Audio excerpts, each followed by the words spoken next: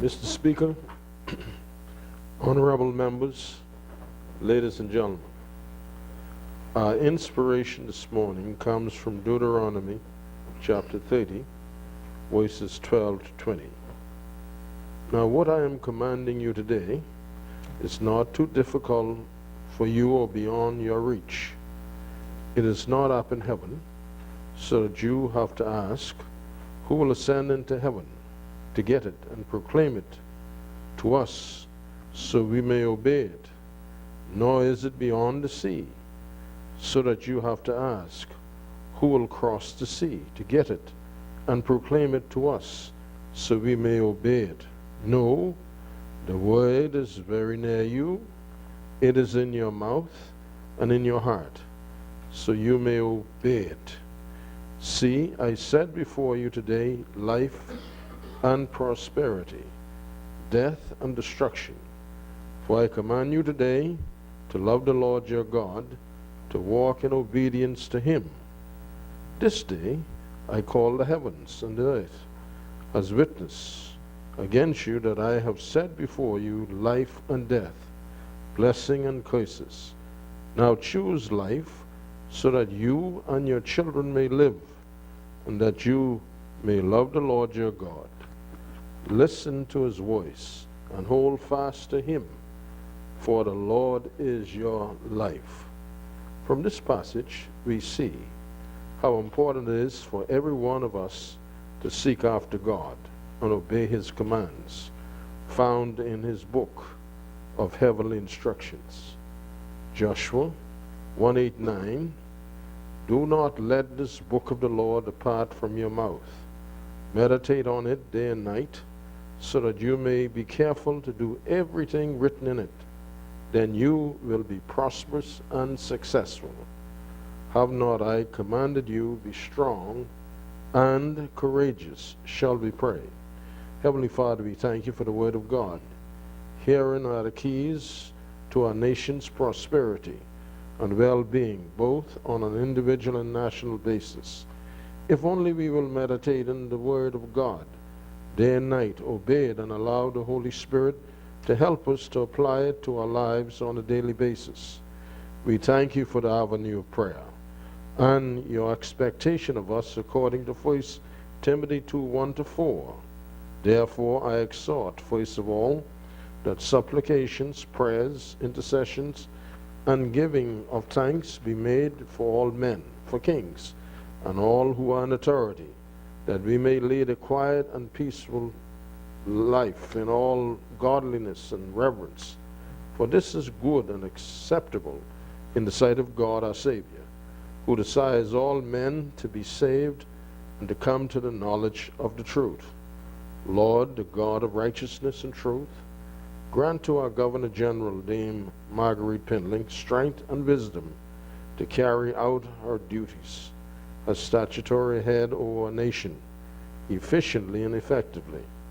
Continue to grant our Prime Minister, Honorable Dr. Hubert Minnis, our Deputy Prime Minister, Honorable Kevin Peter Tynquest, our Cabinet Ministers, Members of Parliament, the grace to lead our nation, that they may use their gifts and abilities to serve the common good and to seek that unity which is your gift and your will through Jesus Christ our Lord, who came not to be served but to serve, and to give his life as a ransom for many. Grant to our opposition members, led by Honorable Philip Brave Davis, the wisdom and boldness to keep our governing members accountable for their actions, keeping the spotlight on serious matters and have them resolved quickly. We pray for Honorable Mr. Speaker Moultrie, his Deputy Speaker, Honorable Mr. Sanders, that you will grant them wisdom beyond the years, that they will continue to guide our honorable members in the manner in which they ought to be guided in parliamentary procedures. We pray for our Chief Clerk, David Forbes, and the support staff, that they may continue to serve efficiently and effectively our honorable members. We pray for those in authority over us. We pray for judges and law enforcement officers that they may govern themselves according to Deuteronomy 16:18-20.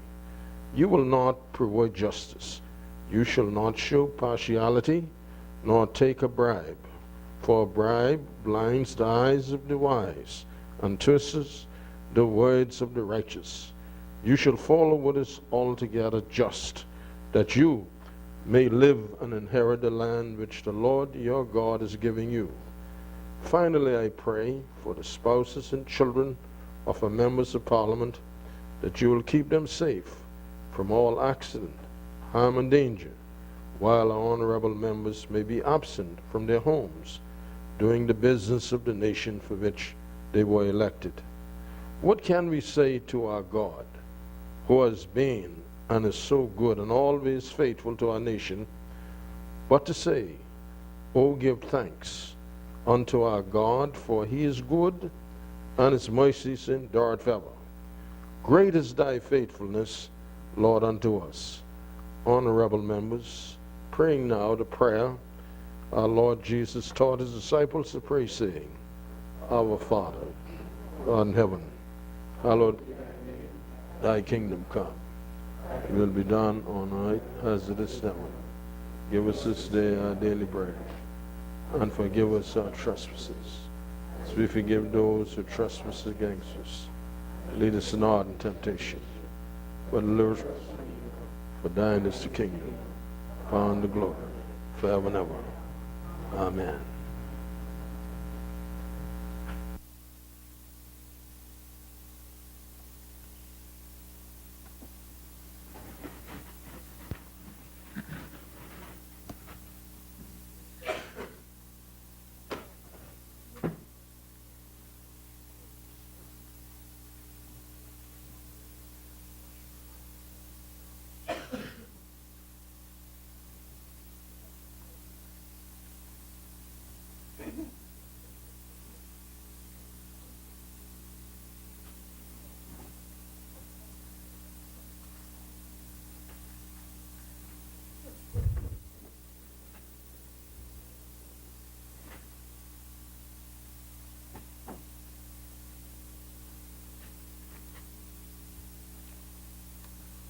Good morning, honorable members. When the business of the House suspended, we were on the order of business at consideration of Senate's amendments. But just before we proceed, we have a special group visiting with us this morning. They are the executive members of the Bahamas National Council for Disability. The Bahamas National Council for the Disabled has a program that allows members to gain exposure that they may not have otherwise been able to do. The program aids in the growth of the participants' self-esteem, helping in becoming more self-sufficient and more productive members of our society. The mission of the Bahamas National Council for Disability is to provide opportunities to improve the quality of life for persons with disabilities through the establishment of educational, training, vocational, and social programs. And with us this morning in the gallery, if you can stand for us, would be the executive team led by Miss Sheila Culmer, the president, and she's accompanied by Dr. Carolyn Hanna, Annie Bow, Ivy Roll, Bernadette Brown, Edwina Major, Stephen Baisden, Jerome Thompson, Wentworth Sears, and Miss Bridget McPhee.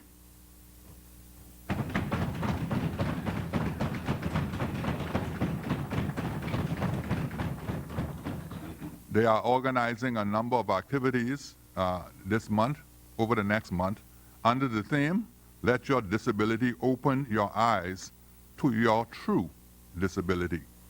And with that, to your true ability. I guess there's a misprint in the communication to me. With that, I would like to now invite the Honorable Member for Seabreeze to bring greetings. The Chair recognizes the Honorable Member for Seabreeze. Mr. Speaker, it is certainly... You may be seated. Thank you.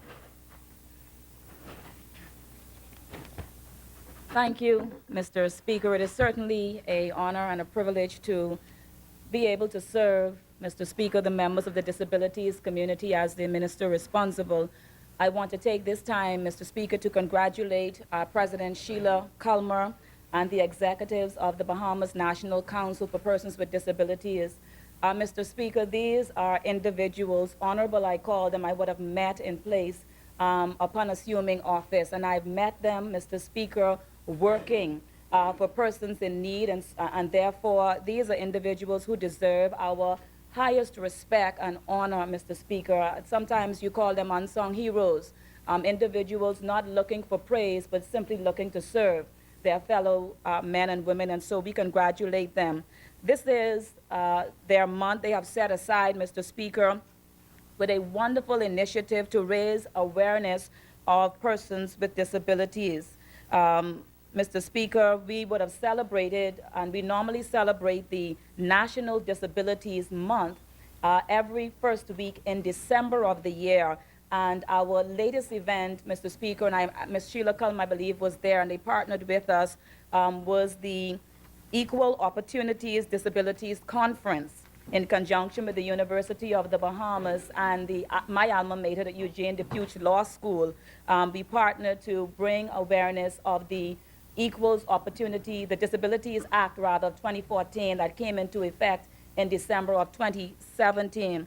Mr. Speaker, the needs of and policies of the disability community for the information of this House and the public is overseen by the Disabilities Commission that serves under the Ministry of Social Services and Urban Development, and, Mr. Speaker, the Disability Affairs Division, which is housed and operated by the Department of Social Services. That is the area that provides services every day of car assistance, hospital assistance, financial assistance to those that are disabled. Currently, Mr. Speaker, also for the information of this House, we have 200 registered clients with the Disabilities Commission and 194 clients that we service on a daily basis through the Disability Affairs Division. Mr. Speaker, it is ironic, but our last meeting of the Commonwealth Women Parliamentarians, it was recommended, and it is being considered whether or not and how it is feasible for us to ensure that a lift is erected either or both to the House and to the Senate for the disability community to ensure that they have easier access, Mr. Speaker, to these proceedings, both here in the lower chamber and in the upper chamber. And so I just want to congratulate the women of the Commonwealth Women Parliamentarians for putting the disabled first on their agenda. And Mr. Speaker, just so they are aware that we are partners and we are friends and we look for them to do well, and certainly for the Bahamas National Council for persons with disabilities to continue doing well. I want to say to them through you, Mr. Speaker, that indeed they have a person, a friend indeed is a friend in need, and vice versa. But in this minister, they do have a friend to the disability community and certainly this government, and we will continue to seek to do all within our power to ensure, as I said to them during that Equal Opportunities Conference, to ensure that the disabled are enabled. I thank you, Mr. Speaker, for this opportunity, and once again, I congratulate them on this awareness that is best for not only them, but for all of the country as we grow and build a better Bahamas.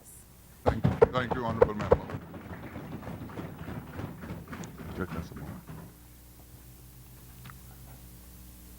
Honorable members,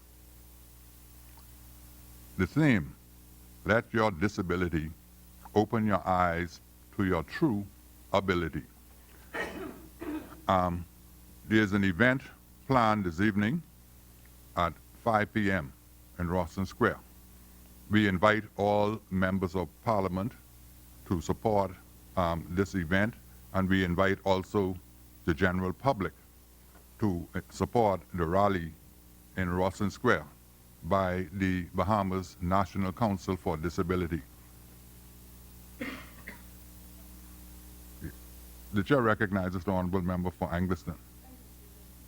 The Shadow Minister for Social Services and Community Development, and I just wanted to take this opportunity to also congratulate the leadership that's represented here today. And, you know, we are told that God made all of us in our image, but we are all different. And it takes you a while to have to come to a full analysis and understanding of what that means.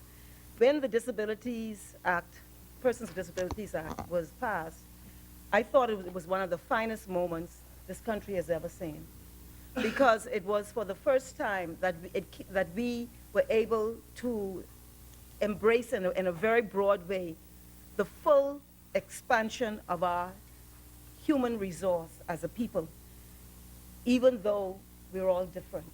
But it was an accommodation of that differentness, but an acknowledgement of the fundamental being of each person. Sheila Culmer I met when I worked at the Ministry of Education, so I've known her a very long time. And a lot of people, I think, misunderstand Sheila Culmer because she's just out of the box.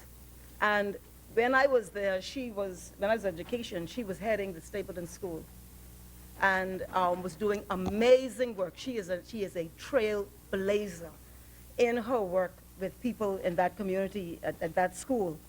And she has identified her entire career with people who have been marginalized and has sought to be a voice of empowerment and advocacy. And much of the advances that have been made are attributed to the work of Sheila Culmer. And so I am very proud and grateful to her. I see she's with her as my cousin, Dr. Carolyn Hanna, who was also from the Ministry of Education and who herself has identified herself. And I agree with my colleague from Seabreeze. I watched a young lady come up the stairs just now, and it took a gentleman to lift. It looked dangerous, number one. The gentleman is there, he's still panting. It was physically exhausting, and it looked very treacherous, what he was seeking to achieve by assisting that young lady up the stairs in her wheelchair.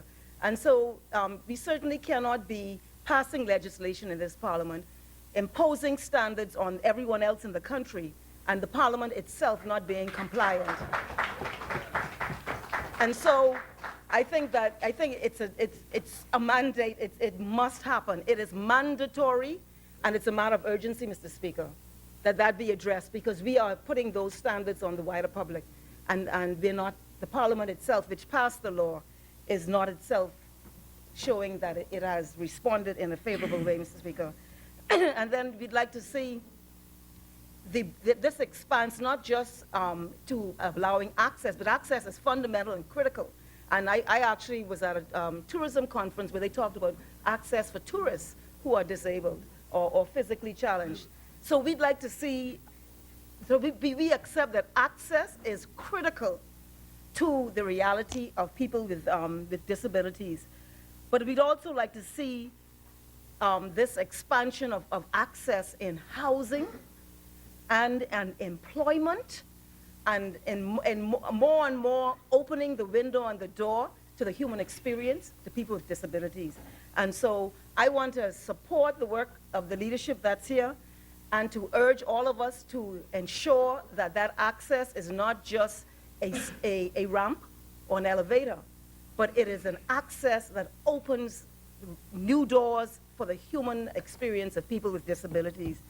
And so, again, I want to commend the leadership that's here today, to encourage you to keep going.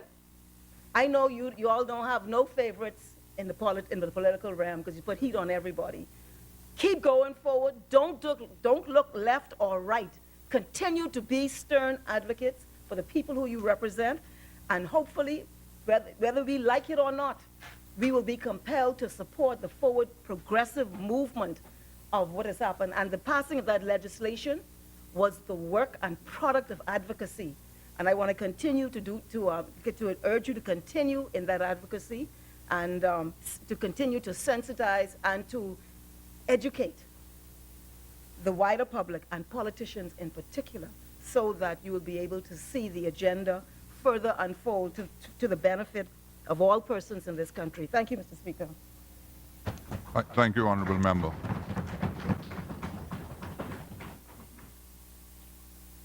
Just before we proceed, as indicated last week, it is the intention of the Chair to reconstitute the Rules Committee so that the Rules Committee can convene and address matters relative to the rules of procedure. So pursuant to Rule 19.1, the new committee, Rules Committee, is constituted as follows. Renwood Wells, the member for Bamboo Town and leader of government business in Parliament. Brent Simonet, the member of St. Anne's, for St. Anne's. Jeffrey Lloyd, the member for South Beach. Philip Davis, the leader of the opposition and member for Cat Island, Rumkey, and San Salvador. Picewell Forbes, leader of the opposition business in Parliament and member for Mangrove Key, South and Central Andros.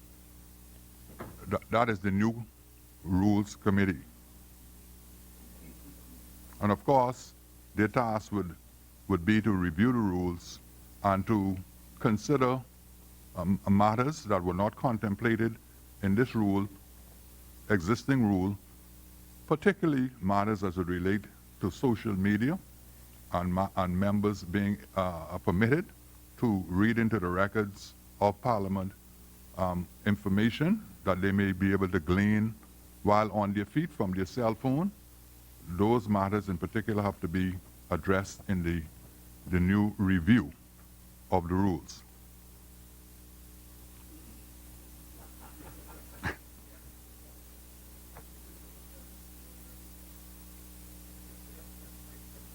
Now, it is my understanding that there has been an agreement with respect to the order of business. The Chair recognizes the Honourable Member for Bamboo Town.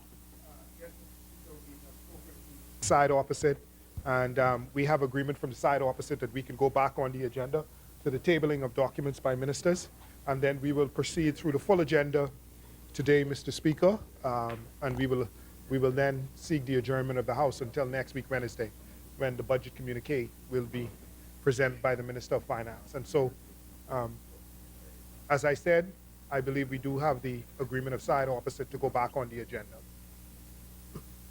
Yes, just a confirmation from the opposition. Chair, thank you.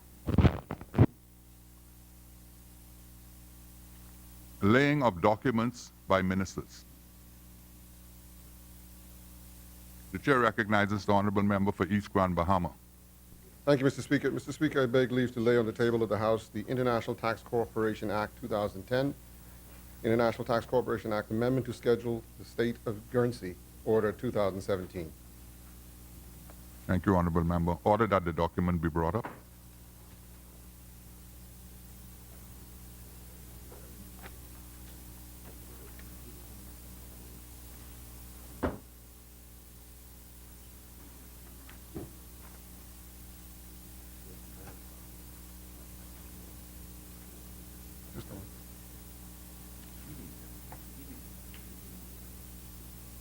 Order that the document do lie on the table.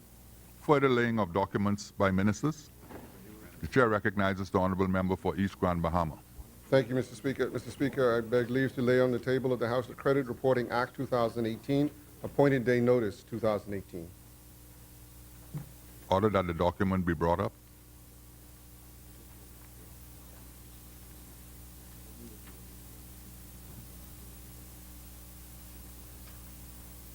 Order that the document do lie on the table. Further laying of documents by ministers. The chair recognizes the honorable member for East Grand Bahama. Thank you, Mr. Speaker. I beg leave to lay on the table of the House the Bahamas Registered Stock Act, Chapter 362, Bahamas Registered Stock Directions 2018, Bahamas Registered Stock 2019. Order that the document be brought up.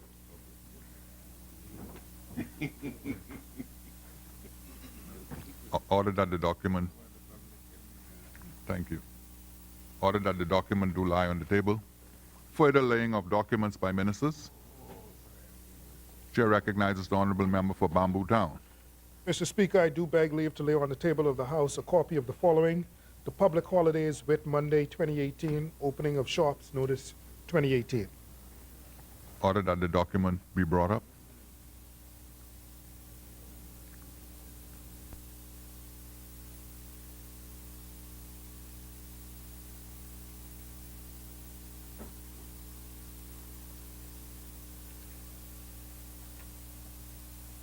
Order that the document do lie on the table. Further laying of documents by ministers. Chair recognizes the honorable member for Bamboo Town. There are no more further laying of documents, Mr. Speaker. Thank you. Statements and communications by ministers. None, Mr. Speaker. Communications by the clerk. Messages from the Governor General. Messages from the Senate. Motions for leave of absence, leave to resign seat, and new writs. Presentation of petitions. Presentation of reports of committees. Adoption of reports of committees. First reading of bills. There are no first readings, Mr. Speaker. Second reading and committal of bills. No second readings. Committee of the whole House. Chair recognizes the honorable member for Bamboo Town. Mr. Speaker, I do now move that the House resolves itself into a committee of the whole with the Deputy Speaker in the chair. Is the second? It has been moved and seconded that the House resolves itself into a committee of the whole House with the Deputy Speaker and Chairman of the Committee of the whole House in the chair. As many as are in favor will remain seated. Those who oppose will rise. The House will resolve itself into a committee of the whole House with the Deputy Speaker in the chair.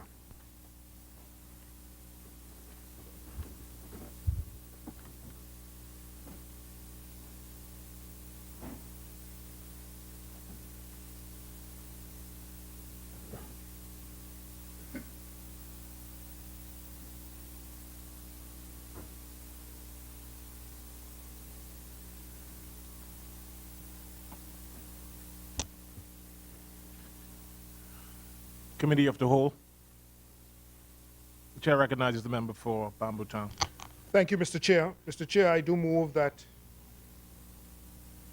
the long title of a bill for an act to provide for the interception of communications and the provision of information for interception in the Bahamas and for related matters be agreed.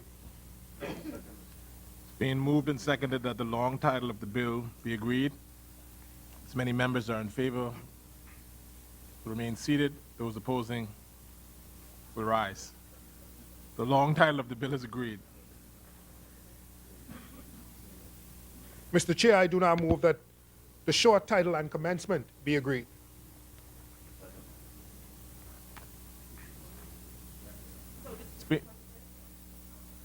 The short title and commencement. It's being moved and seconded that the short title of the bill be agreed. As many members are in favor, remain seated. Those opposing will rise. The short title and commencement of the bill is agreed. Mr. Chair, I do move that Clause 2, the interpretation, be agreed. Being moved and seconded that Clause 2 on interpretation be accepted. As many are in favor will rise. Be seated. The chair recognizes the member for Yamakron. Speaker, I rise and the following amendment to Clause 2 of the bill. A, shortly after the Commissioner of Police, insert the word "and"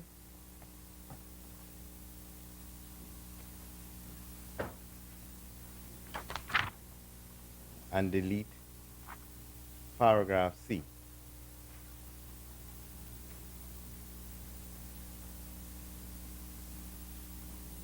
It reads, And I and read, reads, the Commissioner of Police and the Director of the National and Intelligence Agency or a person authorized in writing by the authorized officer. Pardon me? Yes, we deleted C. Yeah.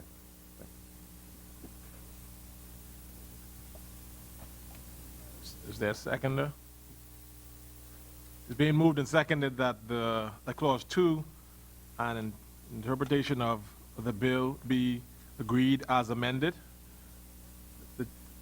As many members are in favor, Chair recognizes the member for Angliston. Thank you, Mr. Chairman.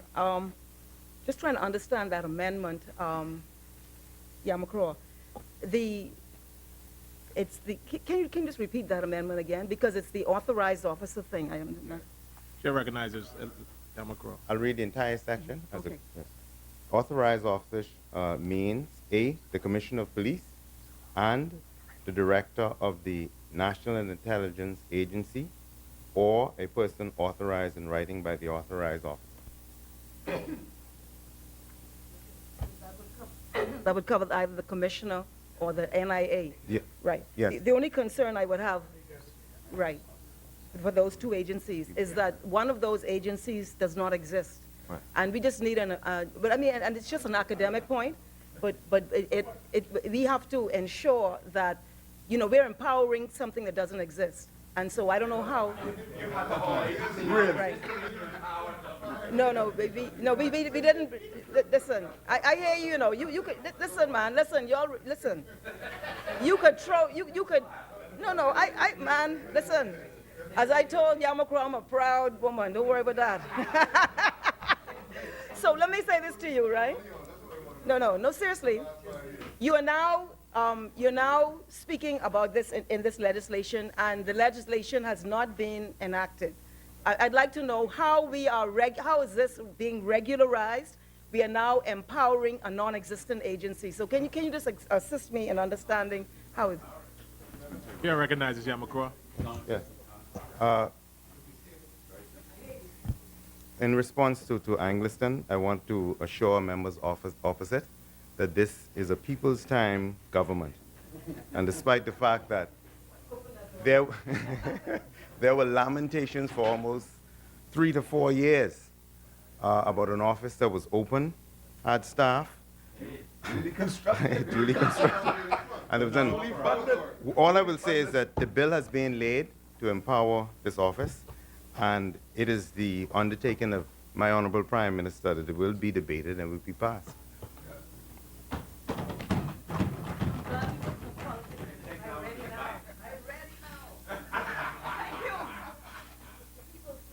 Honorable members, it's being moved and seconded that Clause 2 be accepted as amended. As many members are in favor, as many members that are in favor remain seated. Those opposing would rise. Clause 2 as amended is agreed. Chair recognizes Bamboo Town. Mr. Chair, I do move that Clause 3 be agreed. It's being moved and seconded that Clause 3 of the bill be agreed. As many members that are in favor remain seated. Those opposing will rise. Clause 3 of the bill is agreed. Mr. Chair, I do now move that Clause 4 be agreed. It's being moved and seconded that Clause 4 of the bill be agreed. As many members are in favor remain seated. The chair recognizes the member for Yamakro. Mr. Speaker, I crave your indulgence to support the views before reading the bill, just to support the view of my learned colleague from Seabreeze and Angliston, to congratulate the members of the Bahamas National Council for Persons with Disabilities. I do recall, and the reason why I asked for your indulgence, when I was a member of the Eugene DePuche Legal Aid Clinic and president of the Bahamas Human Rights Network, I remember very well the travails of Mrs. Sheila Culmer, and also the travails of my former director, Mr. Arthur Dion Hanna, because they spent many days and nights going over the bill and trying their best to see how they can assist members in the public. And I quite recall her admonition to me and I'm still a member of the human rights community, as to why, despite the fact that there is, that's why we put it. Yes, Yamagro. Yes, I love you. Yes, Yamagro. Why we should always support members in that community. Thank you very much. And the amendment, Yamagro? The amendment. No, much appreciated. Thank you. Don't Yes. get it wrong. I just I understand you. stick on, on point. 4. Mr. Speaker, I rise to move the following amendment to clause 4. Yes. In subclause 11, insert immediately after the words Attorney General the words may consent to make an application under this act. And thank you. It's been moved and seconded that clause 4 be accepted as amended, as many members are in favor. The chair recognizes the member for Angliston. Just to understand this clause, Yamakro, or anyone, this, the protocol appears to be an agency, either the Commissioner of Police or the National Intelligence Agency or the leaders or their authorized officers. They make an application through the Attorney General, and then the Attorney General makes the application to a Supreme Court judge. This particular clause places in the hands of the Attorney General, and I just need the philosophical clarification on it, the capacity or the legal authority where the police comes and say, I need to listen to A because of what I suspect, one of these suspected offenses. The Attorney General under this has the authority to say, well, I don't think so. And so I just want to understand the meaning of why this is here, and it may make good sense. I just want to understand, because this still seems to put in the hands of the Attorney General some determination on how this aspect of the what's the word I want? The procedure, but it's how justice is executed. I tell you why. I always have a concern, and it's even greater now that, where you have political personalities exercising influence over agencies like the police force. That frightens me beyond, because, it frightens me, really, really does. And so I'm just wondering why, if the police say, I have a concern out there, I'm a law enforcement agency, you ain't no law enforcement agent, you're Attorney General. I have a concern of a serious offense being committed out there or about to be committed, and I believe it's in the interest of safety, public safety, that we engage the listening devices. I'm just wondering why the Attorney General has a fiat, or whatever word you want to use. Sorry? No, I just wanted to explain in the case of this aspect, because the whole argument by the side opposite was about the abuse by politicians. And I actually, today I got that fear more than ever. And I won't say why, but I just do. And so can we, I'm just wondering, yes, no, I have that fear. So I'm just wondering if we could just understand why we have this cog in the wheel, and what is the reasoning for it, please? The chair recognizes Yamakro. Through you, Mr. Speaker.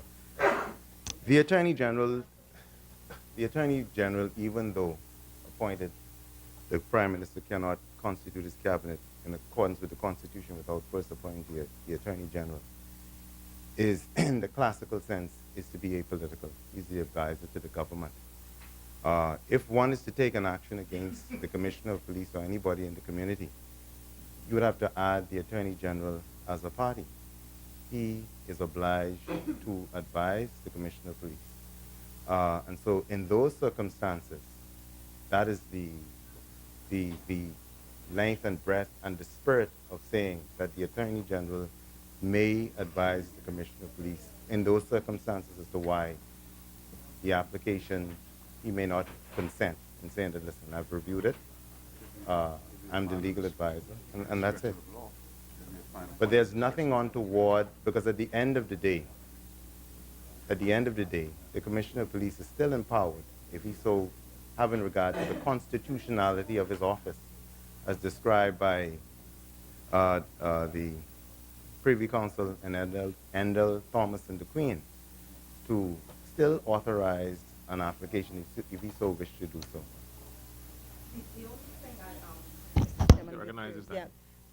I mean, in principle, constitutional law, I agree with you, except though on you told us, the People's Time told us that the former Attorney General was not this thing that you've described, this creature. Not you personally, Yamakro, but the side officers told us that we couldn't trust that person in the exercise of knowledge, and we've had more knowledge than we could count since then. But when she, as the Attorney General, executed her power, it was questioned. And so I'm with you now. Okay, I'm with you. And so I was just wondering now, so we're back to the Attorney General being this other thing now. Huh? Well, yeah.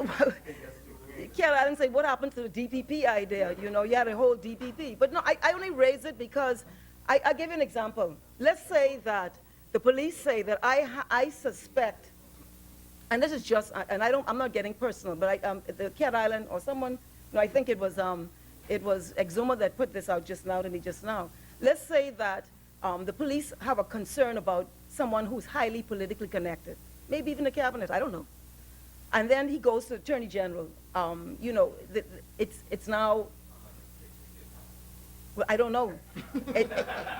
It might be, I don't know. I don't know what the police do and what they're not doing.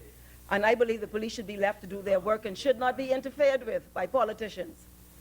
I get fearful when I get even any inkling of that. So I just want to raise that concern that you're now continuing to leave into this mix a discretionary power in the Attorney General in this law enforcement arm.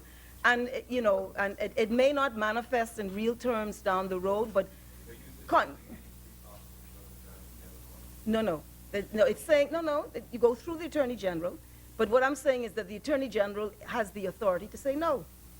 And that you can't, it ain't going to no judge. And so that's the point I'm raising. Sorry? Yamakro? I've heard Mr. Chair, I'm sorry. I do apologize.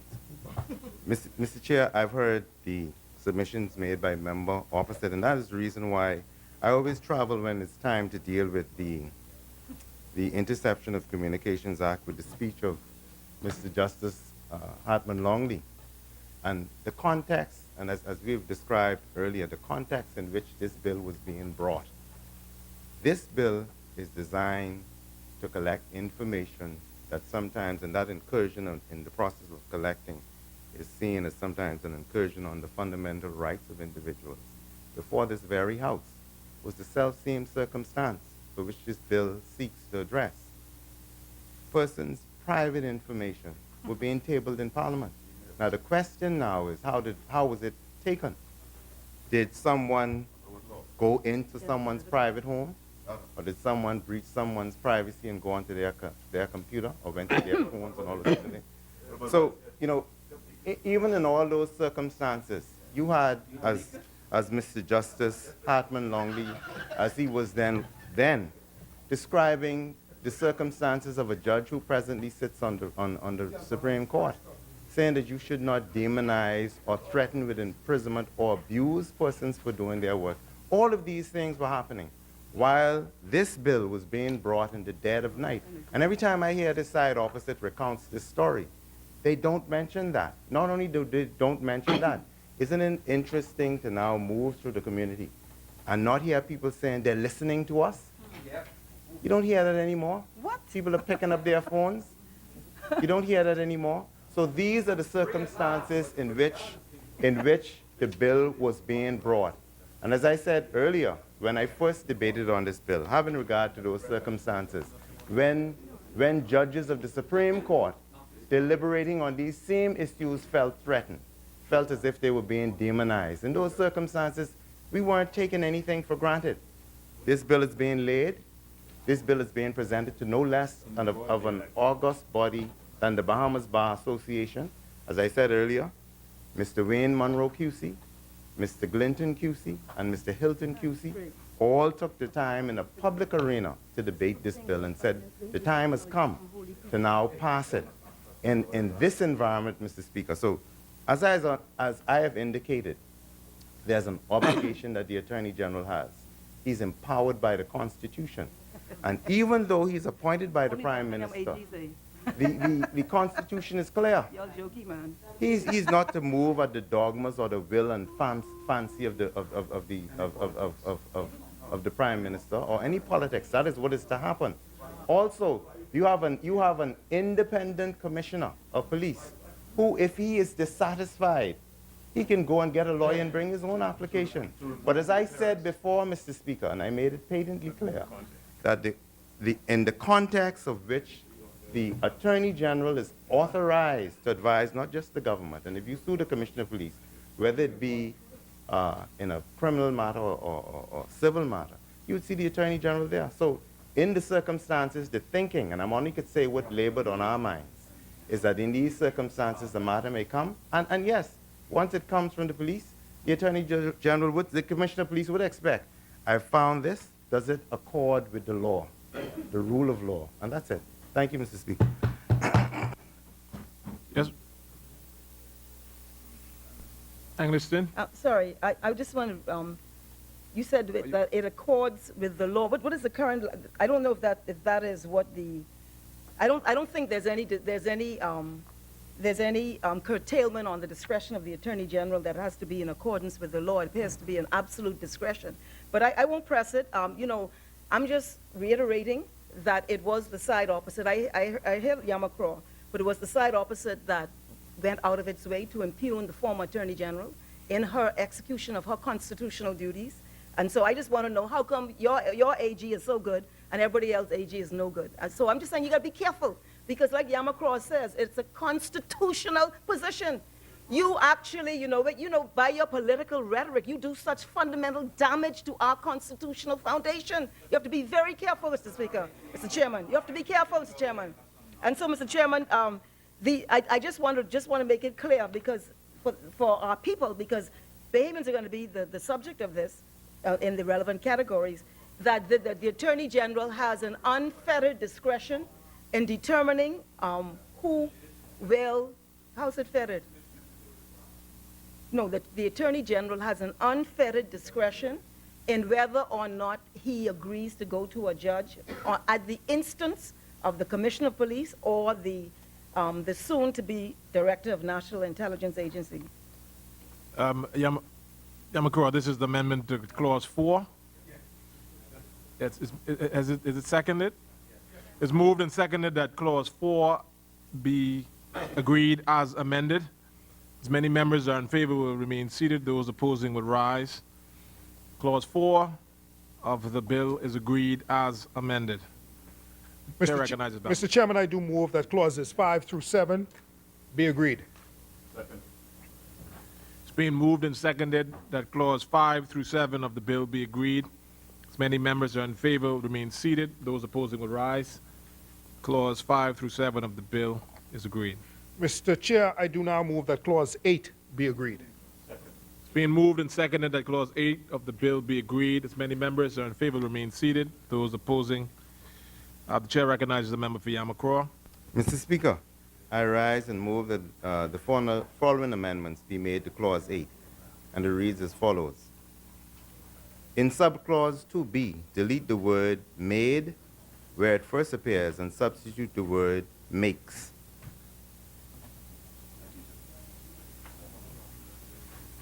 We have a second. It's been moved and seconded that Clause 8 of the bill be agreed as amended. As many members are in favor will remain seated. Those opposing will rise. No. Clause 8 of the bill as amended is agreed. Chair recognizes Bamboo Town. Mr. Chair, I do now move that clauses 9 through 15 be agreed. It's Being moved and seconded that clause 9 through 15 of the bill be agreed. As many members are in favor, remain seated. Those opposing will rise. Clause 9 through 15 of the bill is agreed. Mr. Chair, I do now move that clause 16 be agreed. Being moved and seconded that clause 16 of the bill be agreed. As many members are in favor, remain seated. Those opposing will rise. No, he wants the amendment. The chair recognizes the member for Yamakroa. Mr. Speaker, I rise and move the following amendment to paragraph 16, section 16, and it reads as follows. In subclause 3, insert immediately after the word dollars, the word or. Do I have a second? The chair recognizes. Do we have a seconder? It's been moved and seconded that clause 16 of the bill be agreed as amended. As many members, the chair recognizes the member for Angliston. So, okay. Yamakro, I just want to, for emphasis and reiterate, this provision provides or entails a legal obligation or duty on behalf of someone who provides a public postal service or communication service by means of a public communications network or a private communications network to cooperate with a law enforcement agency in intercepting a communication, and that their failure to do so will be an offense by law. Was this in the previous legislation? I don't remember this provision. Are you aware? I'm just wondering whether, I don't recall this being in the prior legislation, because what you're doing now is putting an obligation on a postal worker to cooperate with a law enforcement agency in intercepting a communications, whether they want to or not. And if they don't do it, they are guilty of a criminal offense. I don't know if am I correct in the way I read this?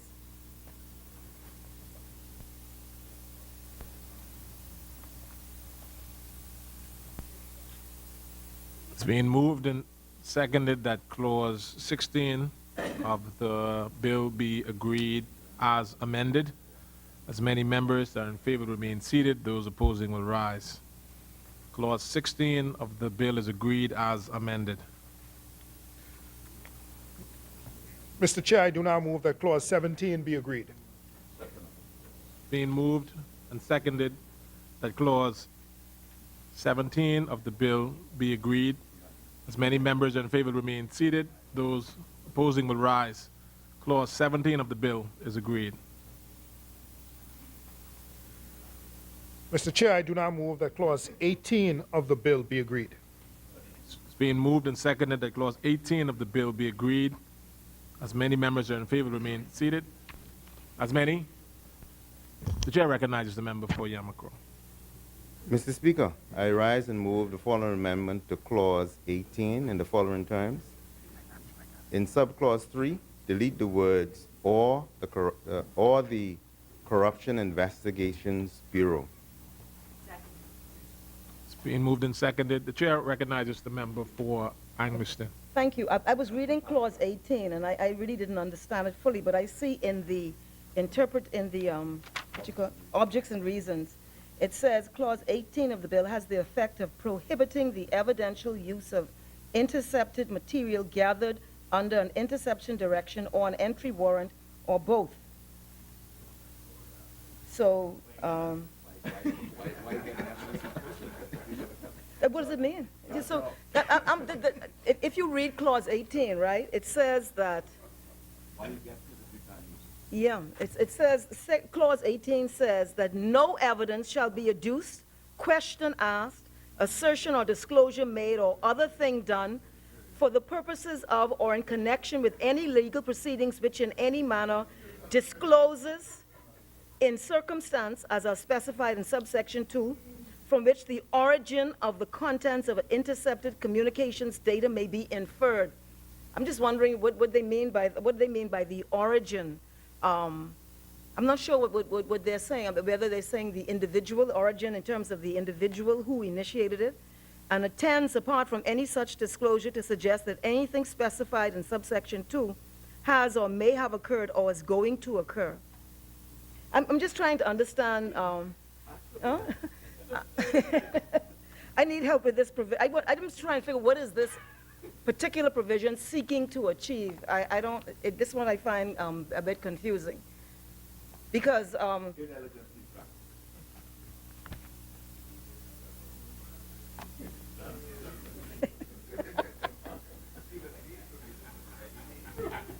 Debated,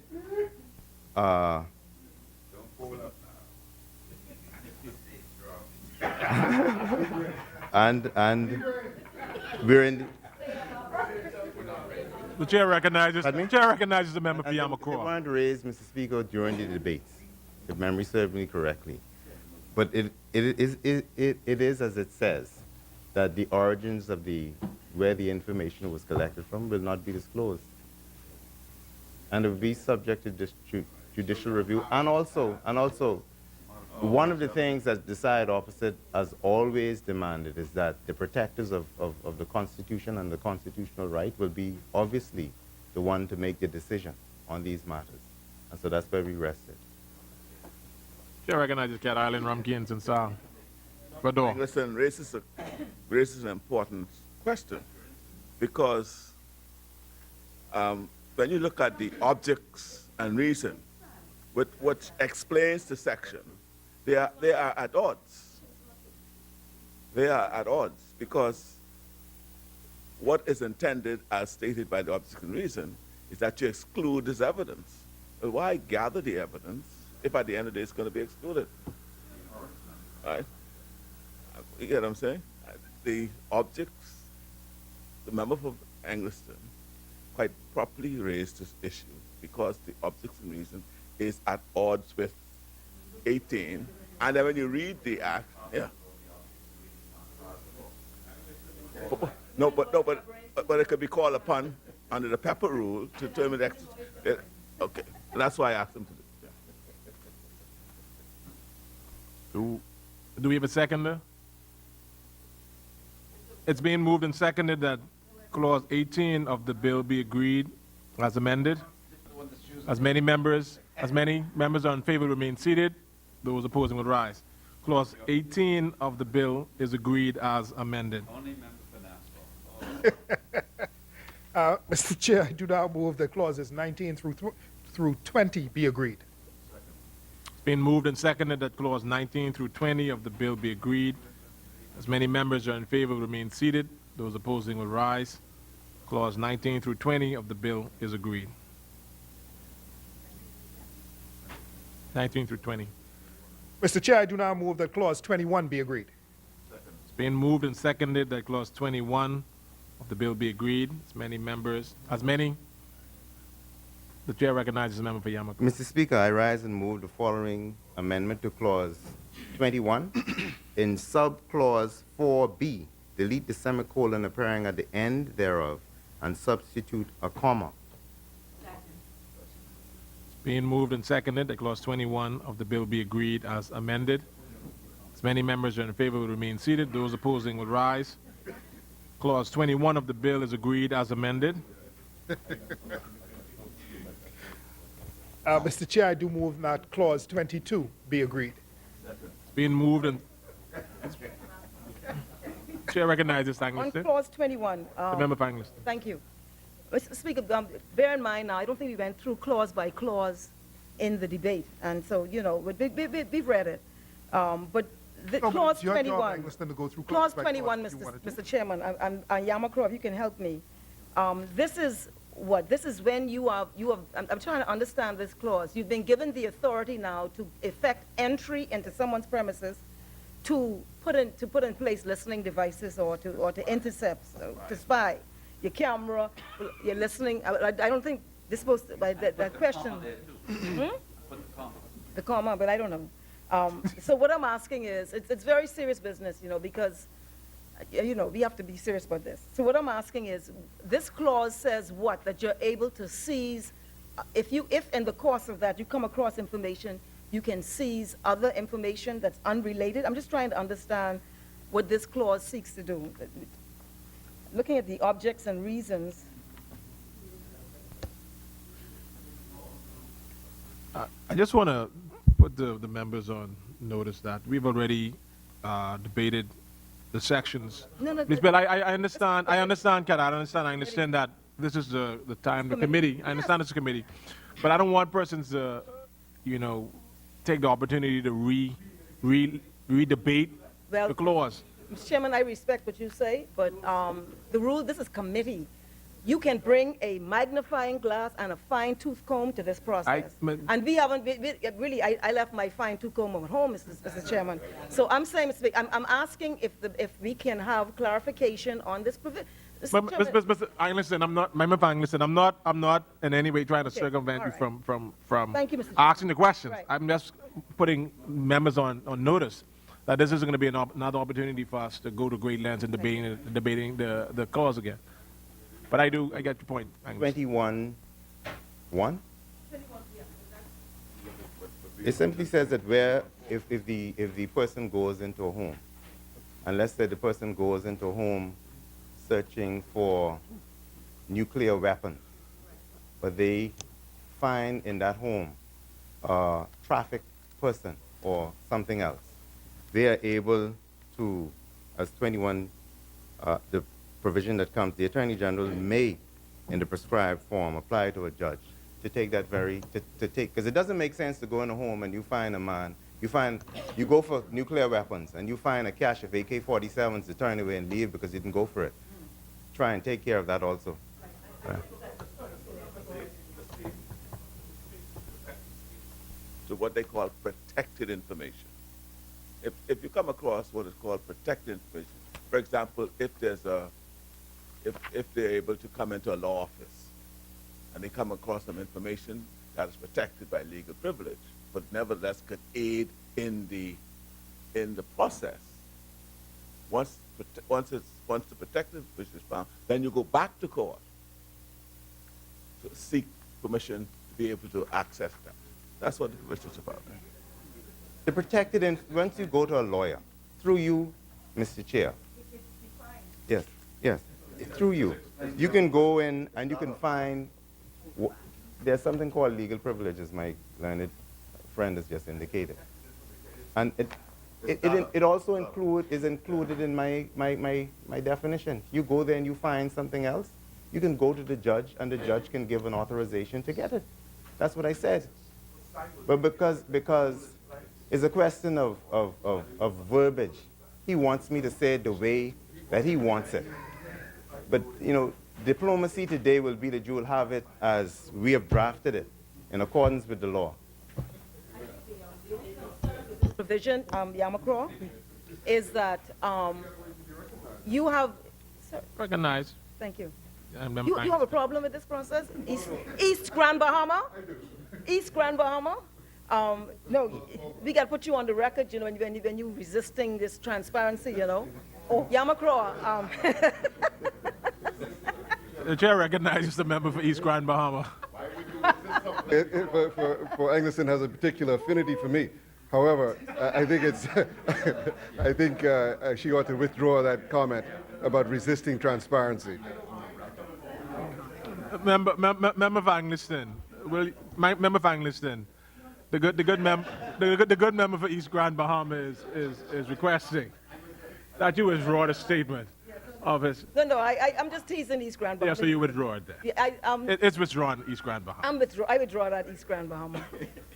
No, the concern about this, Ms. Yamakro, and it may be more a practitioner's issue, but my concern is that you get authority to go and put a listening device on a windowsill, and you find yourself in the people's closet and under the bed and all that, and that's a different thing. You're not there to do that, and so, you know, and it may be more a practitioner's thing, but my concern is that this provision sort of opens the door that you can go into someone's house to put a listening device and you end up rifling through their drawers. And so, you know, we have to be very careful about how these powers are executed. Ms. Yamakro, I just want to raise that because I don't want someone come without my knowledge and then putting a device there, and the next thing you know, they're going through all my stuff and they don't have the authority to do it. But this is saying that if you come across it while you're doing it, then it becomes something else. So we have to ensure that this does not extend into a carte blanche when you go into someone's home. That's my concern. It's been moved and seconded that clause 22 of the bill be agreed. 21, that's the point I was making when we're going back from 22, going back to 21. That's the point I was making about re-litigating or re-debating issues that's already being passed and coming back to it. I wasn't saying that we cannot question the sections as we go through them. The point is that when you've already went through and agreed it and agreed the clause, that you don't go back to clause 2 and go back to clause 4 when you're in clause 30. But in any event, I think the point is taken. It's being moved and seconded that clause 22 of the bill be agreed as amended. As many members are in favor, remain seated. Those opposing will rise. Clause 22 of the bill is agreed as amended. The chair recognizes the member for Bamboo Town. Mr. Chair, I do move that clause 23 now be agreed. It's being moved and seconded that clause 23 of the bill be agreed. As many? 23. The chair recognizes the member for Yamakra. You did? Okay. Mr. Speaker, I rise and move the following amendment to clause 23. In subclause 4, delete the word "with necessary modifications" and substitute the words "mutatis mutandis." It's being moved and seconded that clause 23 of the bill be agreed as amended. As many? As many members are in favor, remain seated. Those opposing will rise. Clause 23 of the bill is agreed as amended. Now move that clause 24 be agreed. It's being moved and seconded that clause 24 of the bill be agreed. As many? The chair recognizes the member for Yamakra. Mr. Speaker, I rise and move the following amendment to clause 24 as follows. In subclause 8, delete the words subsection 8 and substitute the words subsection 7. It's being moved and seconded that clause 24 of the bill be agreed as amended. As many members are in favor, remain seated. Those opposing will rise. Clause 24 of the bill is agreed as amended. Chair recognizes the member for Bamboo Town. Mr. Chair, I do now move that clauses 25 through 27 be agreed. It's being moved and seconded that clause 25 through 27 of the bill be agreed. As many members are in favor, remain seated. Those opposing will rise. Clause 25 through 27 of the bill is agreed. Mr. Chair, I do move that clause 28 be agreed. It's being moved and seconded that clause 28 of the bill be agreed. As many? The chair recognizes the member for Yamakra. Mr. Speaker, I rise and move the following amendment to clause 28. In subclause 1, delete the word "shall" commits and substitute the word "commit." It's being moved and seconded that clause 28 of the bill be agreed as amended. As many members are in favor, remain seated. Those opposing will rise. Clause 28 of the bill is agreed as amended. Mr. Chair, I do now move that clause 29 be agreed. It's being moved and seconded that clause 29 of the bill be agreed. As many, the chair recognizes the member for Yamakra. Mr. Speaker, I rise and move the following amendment to clause 29, and it reads as follows. Authorization of use of listening devices for public purposes. 1. Where an authorized officer is satisfied, A, that for the purpose of the conduct by an authorized officer of an investigation into a specified offense that has been committed or that the authorized officer believes to have been committed, the use of listening device is necessary, or B, that a specified offense is about to be or is reasonably likely to be committed, and that for the purpose of enabling an authorized officer to obtain evidence of the commission of the offense or the identity of the offender, the use of a listening device is necessary The authorized officer shall request the Attorney General to make an application ex parte in writing to a judge in chambers, who may consent to the application to authorize the use by the authorized officer of a listening device for that purpose in such manner and for such period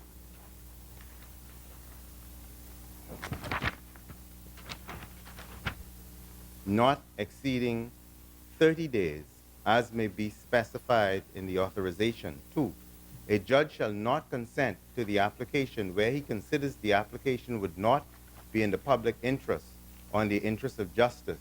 3, a record of the particulars of every authorization given by any person under this section shall be kept by him. 4, where a judge has consented to an application to authorize the use of a listening device to intercept communication, the authorized officer shall report to the judge on the success of the operation at the expiration of the authorization or at such earlier time where an application for extension is made pursuant to subsection 5.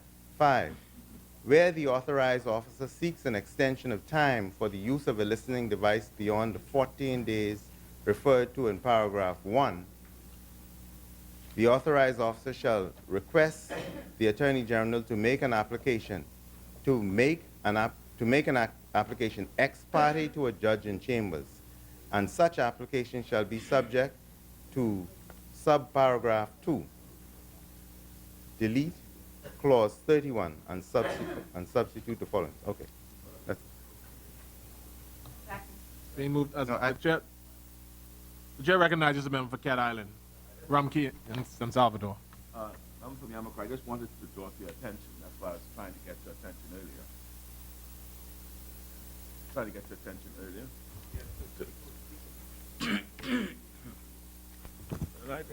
Cat Island, Rumkey and San Salvador, you want to make a point? Thank you, Mr. Chairman. Yes. If you look at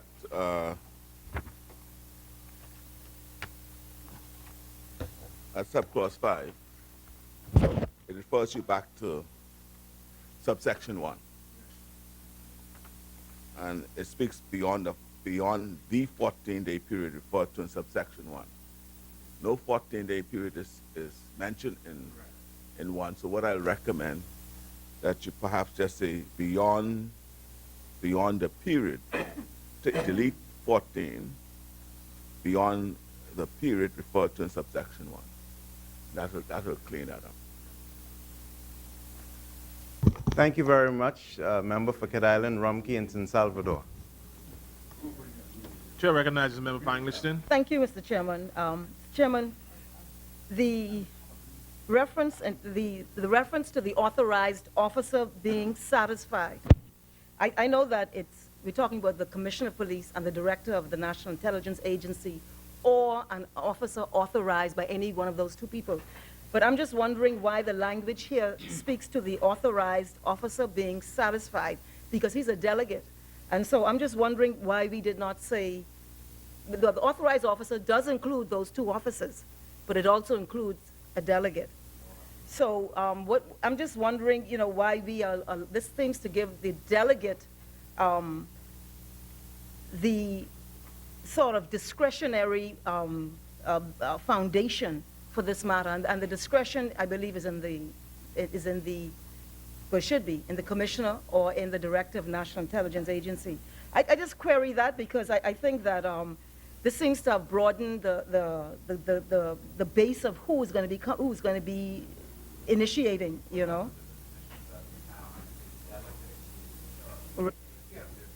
No, but then he'd be the commissioner. He'd be acting commissioner. So I'm just concerned that this seems to broaden it and not narrow it.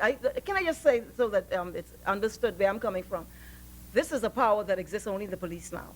They're expanding it now for the Director, for the National Intelligence Agency, which has not been, the legislation has not been enacted yet.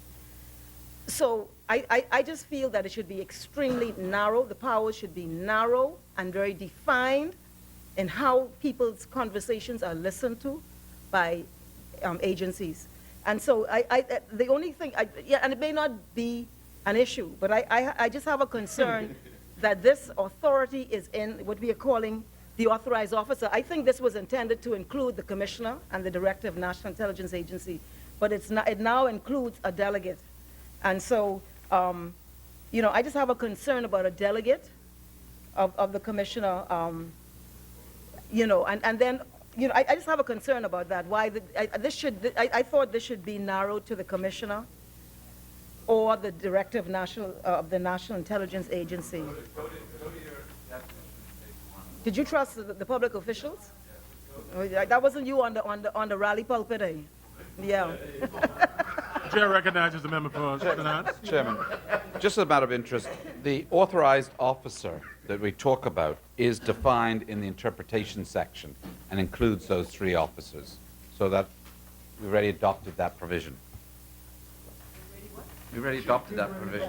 I know you would love to. Yeah, no, No, we adopted the meaning of authorized officer. We're now talking about this amendment, which is giving authority to an authorized officer. I'm querying that. No, it's not the same query. It's a The different. chair recognizes Yamakura. Don't get in lawyers talk, man. And I take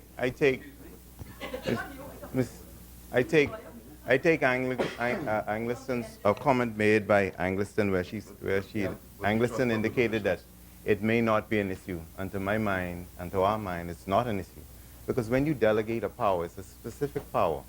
Whomever the power is delegated, they must ensure that they exercise that power as the originator of who was intended to exercise that power would have. So if the commissioner delegates it to, he's out of town, and let's say one of his officers is authorized to do it, that power that is given to that person, that he must exercise that power as if the commissioner has been exercising, and must be done in accordance with the law.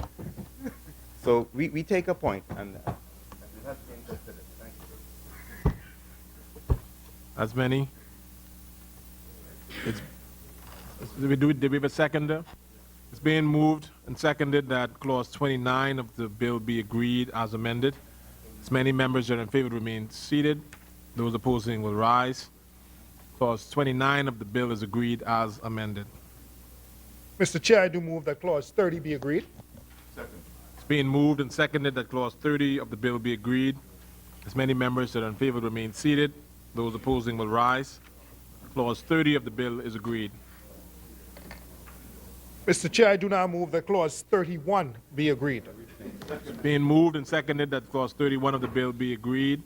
As many. The chair recognizes the member for Yamakura. Mr. Speaker, I rise and move the following amendment to clause 31. Delete clause 31 and substitute the following. 31.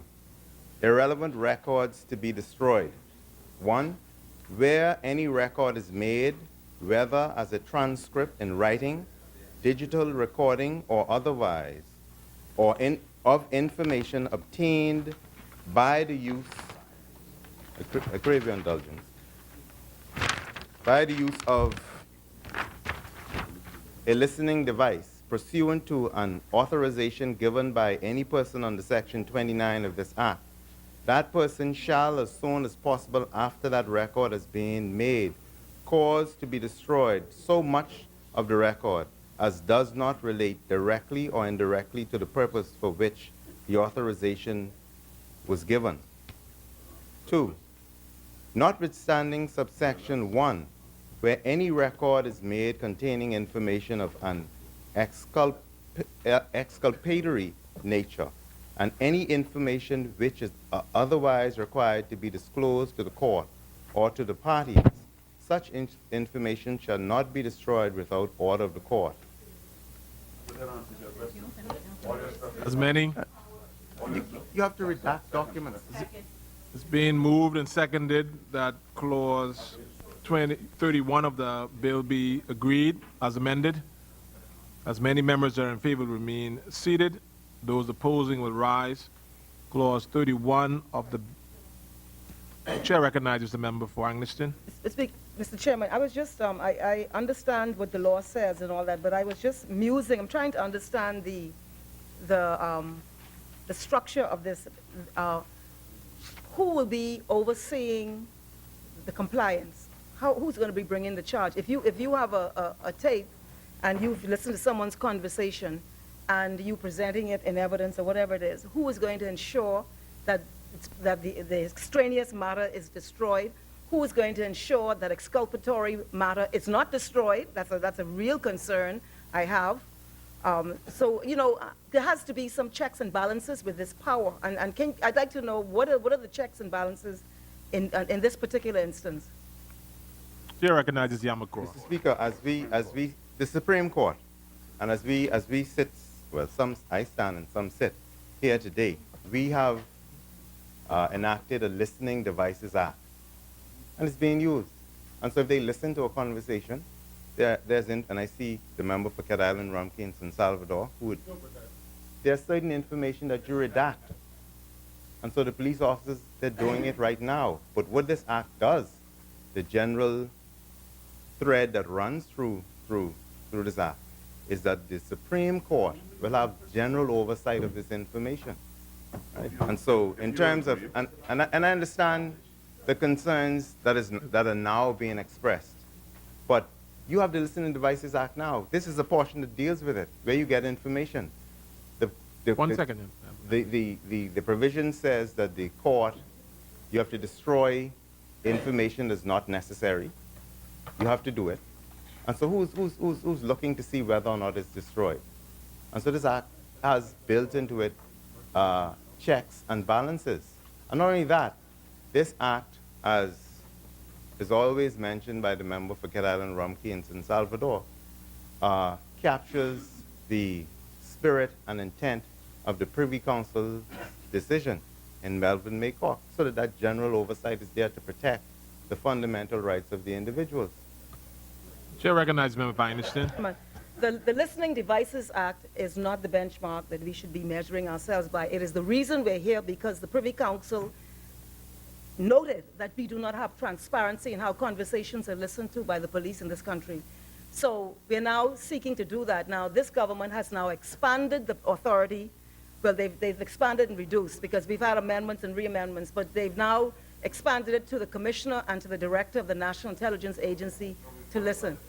No, we know what the history of the amendments are, so I ain't going to that. No, we know the history of these. Marathon, you want me to talk about what we had to fight for to get to where we are now, down to 2 agencies? Let's don't go there, please. I don't want to go to that. I'm trying to maintain the high road now. Don't cause me show that point. Yeah, make my point. Yeah, you be smart. You be smart. Order. The chair recognizes Angliston. St. Anne's is managing this process. I appreciate that. You handle it, St. Anne's. So, you know,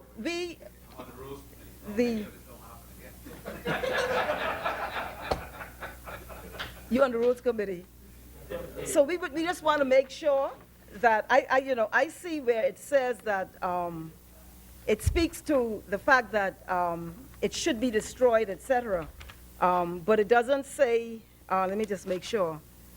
It doesn't say, it says what the obligation is on the individual. But my concern is who is overseeing it? Who is ensuring transparency in these things? That's the only, I know it's going to a judge. We support that. That's the only thing our legislation did, was cause it to go to a judge, but you all said it was something else.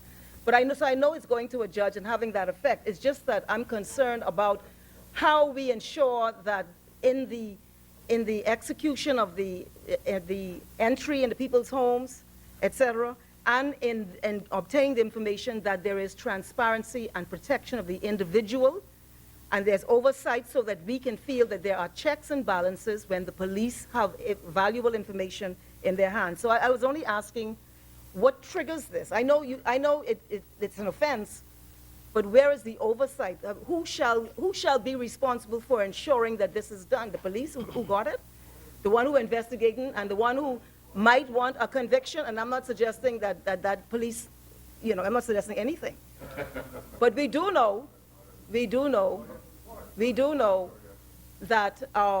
that the possibility for abuses exist. So I'm asking you, where is the protection for the individual? I think the chair recognizes Chair. 29.4 says where a judge has consented to an application to authorize the use of a listening device To intercept communication, the authorized officer shall report to the judge on the success of the operation at the expiration of the authorization or at any such earlier time where an application for an extension is given. So there's a reporting requirement throughout on the findings. And then the section follows, makes a requirement for you to destroy the information. So that's it.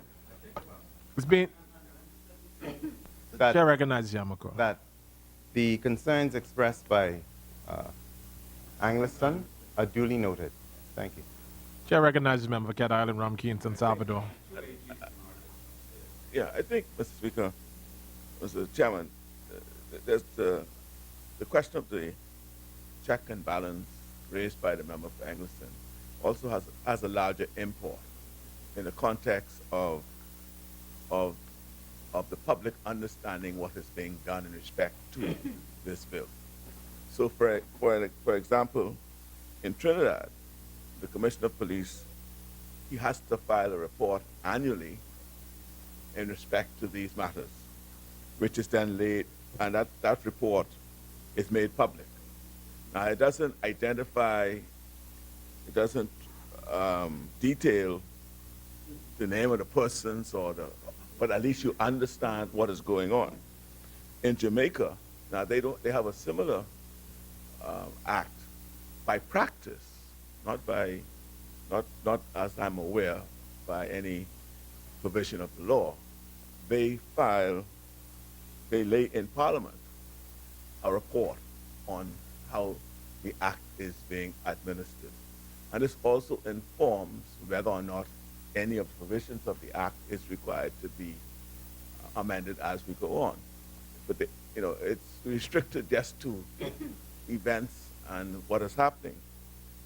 Again, in England, as you quite rightly pointed out, Yamako, the police is to file a report or to give a report to the judge as to what is happening.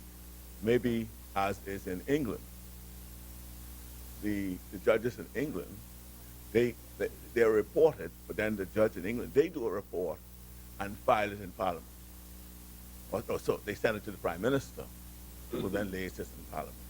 And so perhaps that check and balance, or that sort of reporting mechanism ought to be considered, and we ought to recommend that going forward. Even if we can't do it, it's not in the bill now, but we could, by practice, as is in Jamaica, have something done. Chair recognizes member for Angliston. I thank the member for Cat Island because he put a perspective on that, but I think that it should be a matter of practice, but it should be enshrined in the law because there has to be checks and balances in this. I do not want to give carte blanche to the discretion of a private entity or an agency, and there's no protection for the individual. And I want to seriously, we want to recommend, I think the opposition wants to recommend an amendment to this bill that puts in place, and it's been recommended by Cat Island, a reporting obligation which outlines what happens. But, I think that I'm not sure what happens in other jurisdictions with the information. You've been listening to hours and hours and hours and hours of someone's conversations, and then you leave it to the discretion of the officer to redact or to preserve, exculpatory, with the greatest respect, I think that there should be protections. We hope and expect police officers will do their job above board, and they do by and large. But there should be protections, and I think we're recommending that there be some. Large and by. Chair recognizes Yamako. Mr. Cat Island, Rumkins, and Salvador, your concerns are duly noted. Being moved and seconded that. For an amendment to it. Okay. You have an amendment, proposed amendment there? But, no, I thought he made a recommendation. Sir. Okay, I'd like to move an amendment, please. I'd like to move an amendment. One second, One second, Yamaka. What is it? You look I understand. perplexed. No, I'm not perplexed. I'm trying to make sure that you make your point. Right, and, yes. I understand. The chair recognizes you. Yes, Mr. Chairman, I want to recommend an amendment, the wording of which I'd like time to do it. We have a lunch break coming up, which would allow a check and balance in this to ensure compliance with the provisions of transparency in these various obligations. Chair recognizes the member for Yamakura. You know, I do recall before I came to this place, what happened in this same case that I referenced here today. This is an academic debate, and I know that Rumkey and Cat Island and San Salvador fully recognize that this is not there's not parliamentary sovereignty here, as in England. Yes, and so if the courts, Mr. Speaker, who are empowered by our constitutional democracy, is given power by this act to supervise and protect, and it has the right to protect the constitutional right of the individual. 3 arms of government. Why would the court then write a report and submit it to Parliament? Other than the report, as I had just gone to with the Honorable Chief Justice, where he comes and he responds to members of the public, or he writes an opinion. So I hear the member of Cat Island. That's why we say we hear his concerns and they're duly noted. The chair recognize the chair. 1 second, Cat Island, Rumkey. The chair is going to recognize Sanans. Mr. Chairman, I just want to bring focus on where we were. We did the debates on this clause. You had moved the question. The question was almost being put when Eggleston had some amendments. She is not ready for the amendments yet and has requested we break until after lunch. Mr. Chairman, that is not a position that this side supports. And if she has those amendments, they can be raised in the Senate the same way that they did in the last and brought back here. Sanans, the chair would put the question to the floor. It's the member for Cat Island. The member, he's talking why the judge has to report. What I drew attention to is that in England, the judge prepares the report and sends it to the Prime Minister, who's then required to lay it on the table. That's the suggestion I was saying. I said it's either practice or by provision. I share the view of Eggleston that perhaps we ought to put it, enshrine it in our legislation. I think the member for Yamakura, you said the recommendation is duly noted. The chair recognizes the member for Eggleston. Mr. Chairman, I'm glad the member for Yamakura reminded us of our constitutional structure. We're aware of that, how the Constitution works in our country, but thank you for reminding us. If the member for Yamakura will recall, you brought legislation here the other day which provides for I think it's the Director of Public Prosecutions or the Minister, I'm not sure who it is, to lay a report based on nollies. You remember that? So I don't know what you're talking about in terms of the Chief Justice report, etc. Reports, I'm not finished, reports are laid in Parliament for varying purposes. I want to support what the member for Cat Island is saying, that there has to be transparency in this matter, and just as we require, the government provided for the transparency in the acts of the Attorney General and the Director of Public Prosecution in nollies and other matters of that nature for a report to be laid. I think that was one of the amendments that came. We would like to see a similar active transparency so that the Bahamian people are made aware of the nature of these intrusions. It's happening in other jurisdictions. It's not a peculiar thing. You heard it's in Jamaica, what you said, Jamaica, Trinidad, in the UK. And so Mr. Chairman, I can tell you, I have a concern about powers in the hands of the police force. I have a concern with political involvement with these agencies. I have a concern. Eggleston. I think we have beat this horse. I get your point, Right. and I think that the House gets your point. Right. I think we're beating this horse to death. No, no, And I think the member for Yamacraw said that he has taken note of your recommendation. Very good recommendation, Angleston. Very good recommendation, carried out of Rumpke and San Salvador. And Yamacraw has already indicated that he has taken note of it. The member for St. Anne's have even made suggestions. With all due respect, the member for Angleston, unless you wish to sum up what you wish to say, I'm going to put the question to the floor. We would like to move an amendment, we'd like to launch an hour to put an amendment to provide for transparency to ensure checks and balances.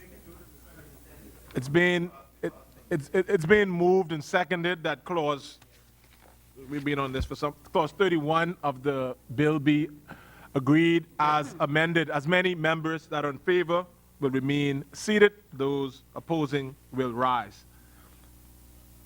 Clause 31 of the bill is agreed as amended.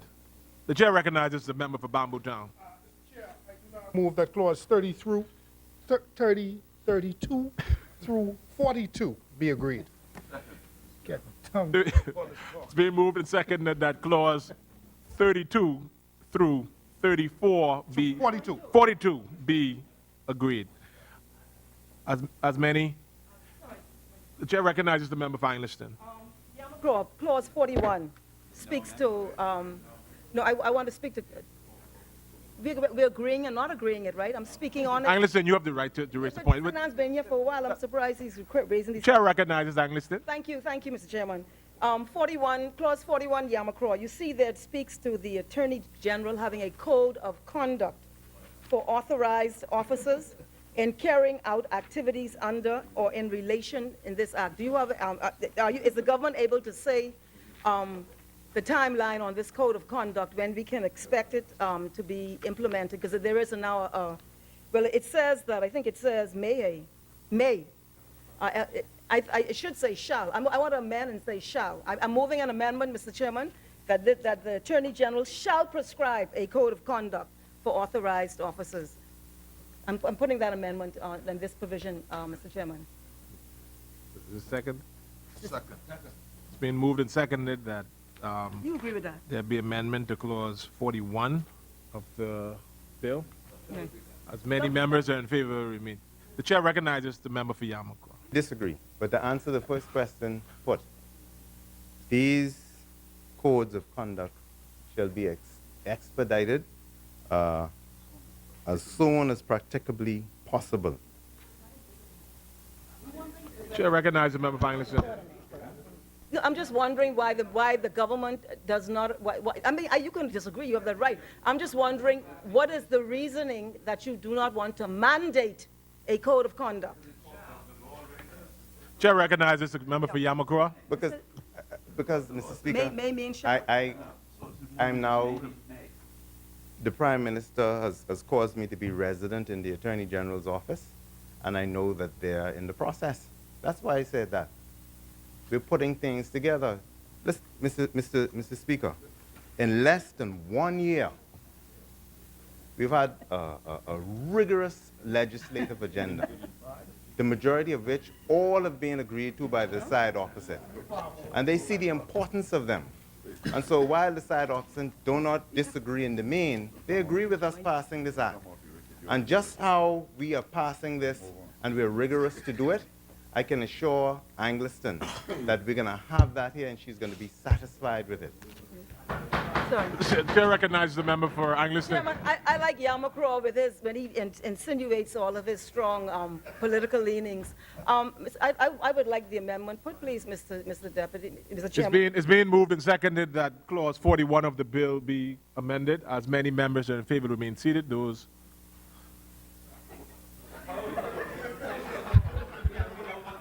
as many members are in favor, remain. It's being the amendment. She didn't move an amendment, you know. She did? She moved an amendment. Okay. It's being moved and seconded that clause 40, Angleston is 41. It's 41? It's being moved and seconded that clause 41 of the bill be amended. As many members are in favor of the amendment, will remain seated. Those opposing will rise. I think the opposers have it. Members, honorable members, please note that the move to amend, the motion has been defeated. It's been, do I have a second, do we have a second for clause 32 through 42? It's being moved and seconded that clause 32 of, clause 32 through 42 of the bill be agreed. As amended? As amended, not as amended. Clause 32 through 42 be agreed. As many members that are in favor will remain seated, those opposing will rise. Clause 32 through 42 is agreed. Chair recognizes the member for Bamboo Town. Mr. Chairman, I do now move that clause 43 be agreed. It's being moved and seconded that clause 43 of the bill be agreed. As many. The chair recognizes the member for Yamakura. Mr. Speaker, I rise and move the following amendment to clause 43 as follows. Insert after the word regards the word equipment. It's being moved and seconded that clause 43 of the bill be agreed as amended. As many members are in favor remain seated. Those opposing will rise. Clause 43 of the bill is agreed as amended. As many. The chair recognizes the member for Bamboo Town. Mr. Chair, I do now move that clauses 44 and 45 be agreed. It's being moved and seconded that clause 44 and 45 of the bill be The schedule and then the whole. agreed. As many members that are in favor remain seated, those opposing would rise. Clause 44 and 45 of the bill is agreed. Mr. Chair, I do move that the schedule of the bill be agreed.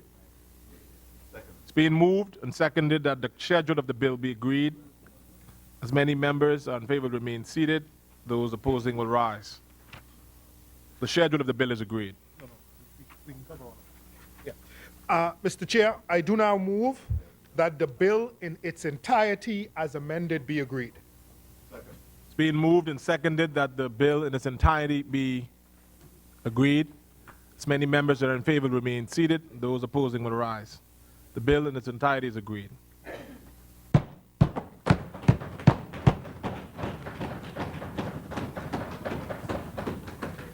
The chair recognizes the member for Bamboo Town. Mr. Chairman, I do now move that the speaker takes the chair. Your views are where you sit. It's been, do I have a seconder?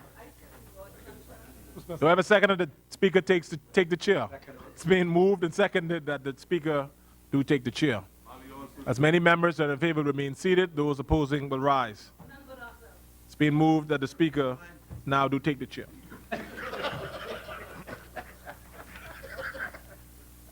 Stop saying Pokemon really don't exist. Next, after Many boogeymen. Senate amendment. Many boogeymen. Come out of committee. Oh, the resolution. Desmond's resolution. We gotta pass Desmond's resolution. Speaker, I beg leave to report that the committee of the whole has gone through the bills and have made amendments thereto.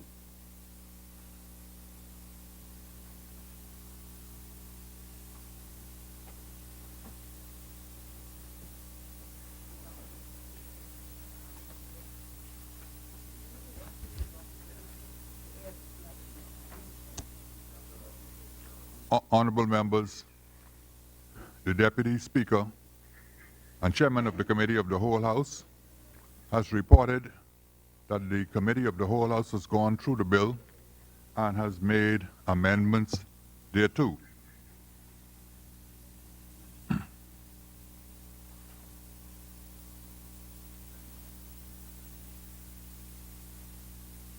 Third reading and passing of bills. Chair recognizes the honorable member for Bamboo Town. Mr. Speaker, I do move for third reading and passing for a bill for an act to provide for the interception of communications and the provisions of information for interception in the Bahamas and for related matters. Second.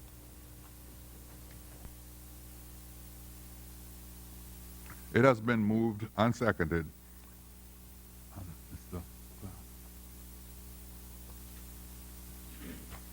It has been moved and seconded that the following bill be read a third time and pass. A bill for an act to provide for the interception of communications and the provisions of information for the interception in the Bahamas and for related matters. As many as are in favor remain seated. Those who oppose will stand. Order that the bill be read a third time. A bill for an act to provide for the interception of communications and the provisions of information for interception in the Bahamas and for related matters.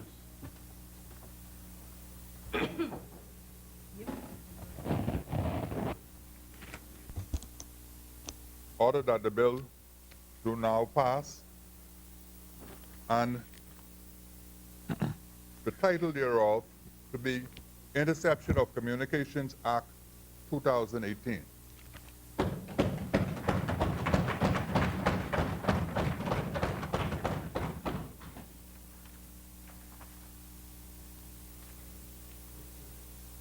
For the third reading of bills. Consideration of Senate amendments. The chair recognizes the honorable member for East Grand Bahama. Thank you, Mr. Speaker. Mr. Speaker, there are several amendments proposed to the Financial Transaction Reporting Bill 2018.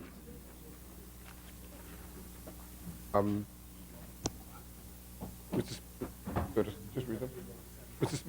Mr. Speaker, I do move that the amendments from the Senate be accepted, Is there a second now? adopted. Second. It has been moved and seconded that the Senate amendments be adopted as communicated to the House. As many as are in favor will remain seated. Those who oppose will stand. The Senate amendments are therefore adopted.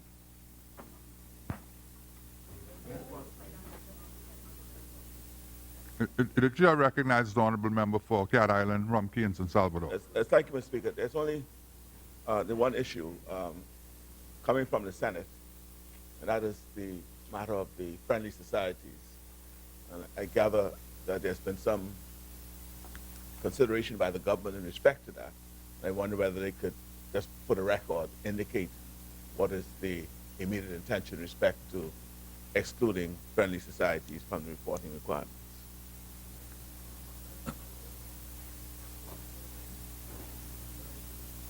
The chair recognizes the honorable member for Yamacraw.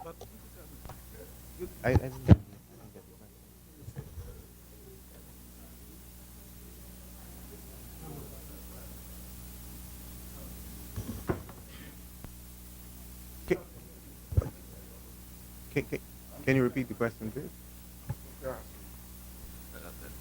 We spoke about it. The chair recognizes the honorable member for East Grand Bahama. The issues with respect to friendly societies, and the government has given an undertaking to address that matter. We are aware that they also have a similar situation with respect to the report, to the reporting requirements. Exactly. So we have given an undertaking to deal with that matter. Thank you.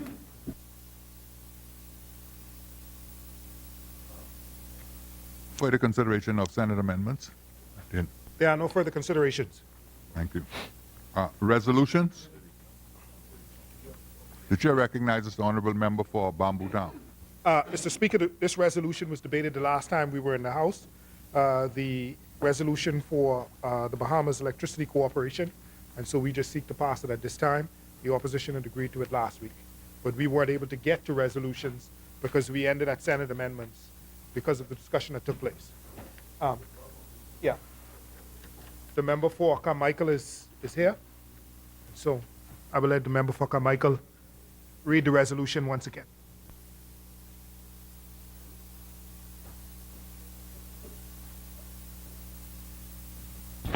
Thank you, Mr. Speaker. The chair recognizes the honorable member for Carmichael. Speaker, if I may read the resolution again. Whereas the Bahamas Electricity Corporation, BEC, is a body corporate established and existing pursuant to Section 3 of the Electricity Act, Chapter 194, 2000 Revised Statute Law of the Bahamas, the Act, and the primary duty and function to secure the supply of electricity at reasonable prices within its area of supply. And whereas BEC is presently experiencing a financial crisis due to a number of factors, including the high cost of fuel in 2018, the funding of capital projects, a high expense ratio, and reduced cash inflows due to tariff reductions. And whereas BEC has found it desirable for the better performance of its functions under the Act to refinance its existing loans, to enter into a non-revolving term loan facility agreement with various banks, the facility agreement, whereby the banks have made available to BEC as borrower loan facilities in the maximum aggregate principal amount of $211 million, the loan in currency of either the Bahamas or the United States of America, together with interest thereon, at the rate and upon the terms and conditions set out in the facility agreement. Whereas the banks party to the facility agreement, collectively the banks are: 1, Scotiabank, Bahamas Limited, main branch Nassau, the Bahamas, in its capacity both as agent and lender; 2, First Caribbean International Bank, Bahamas Limited, corporate banking, Nassau, the Bahamas; 3, Royal Bank of Canada, main branch Nassau, the Bahamas; and 4, Bank of the Bahamas Limited, main branch Nassau, the Bahamas; 5, Citibank NA, a branch of a corporation organized and existing under the laws of the state of New York, the United States of America. And whereas it is a precondition of the facility agreement that the government of the Commonwealth of the Bahamas, the government guarantees to the banks the repayment of obligations of BEC in respect of the principal of the loan and interest thereon under the facility agreement. And whereas by virtue of Section 17 of the Act, the government may guarantee in such a manner and upon such terms as it may fit the payment of the interest and principal for either of them of any loan proposed to be raised by BEC. And whereas by virtue of Section 17 of the Financial Administration and Audit Act, Chapter 359, 2000 Revised Edition of the Statute Law of the Bahamas, no loans shall be raised by the government, and no guarantees involving a financial liability shall be binding upon the government unless entered into with the prior approval of the House of Assembly, signified by resolution thereof. Now, therefore, be it resolved that this House approves the government of the Commonwealth of the Bahamas entering into a guarantee agreement with the bank, guaranteeing the repayment of all monies that may be due and payable in respect of the principal and interest under the facility agreement entered into with the banks for the sum of $211 million in the currency of either the Bahamas or the United States of America. Thank you, Mr. Speaker. Thank you, Honorable Member. Is there a seconder? Second. It has been moved and seconded that the following resolution be passed. Whereas the Bahamas Electricity Corporation, BEC, is a body corporate established and existing pursuant to Section 3 of the Electricity Act, Chapter 194, 2000, Revised Statute Law of the Commonwealth of the Bahamas, the Act, with the primary duty and function to secure the supply of electricity at reasonable prices within its area of supply. Now, therefore, be it resolved that this House approves the government of the Commonwealth of the Bahamas entering into a guarantee agreement with the this copy is a bit faint.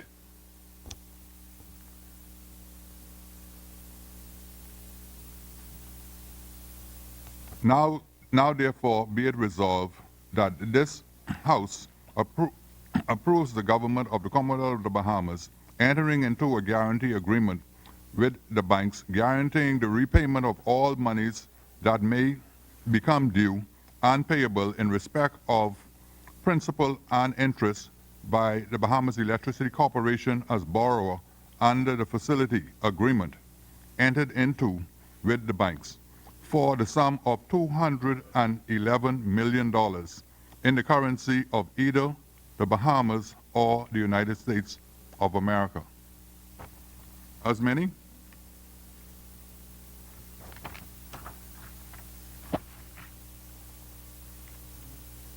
As many as are in favor will remain seated. Those who oppose will stand. The resolution is agreed.